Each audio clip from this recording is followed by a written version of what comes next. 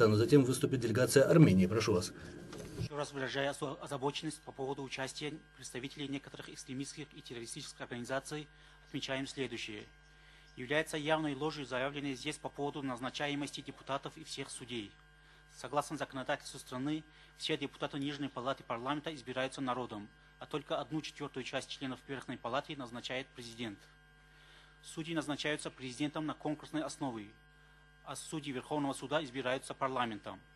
Что касается рассмотрения уголовных дел в рамках секретности, то в законодательстве страны предусмотрены четкие основания засекречивания. По статистике такие дела составляют небольшое количество, и при их рассмотрении полностью соблюдаются требования законодательства и международных стандартов. Также есть практика вынесения оправдательных приговоров.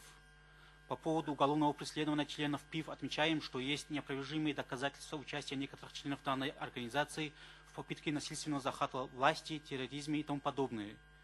Также доказано финансирование данных деяний. К уголовной ответственности были привлечены только те лица, которые совершили конкретные преступления.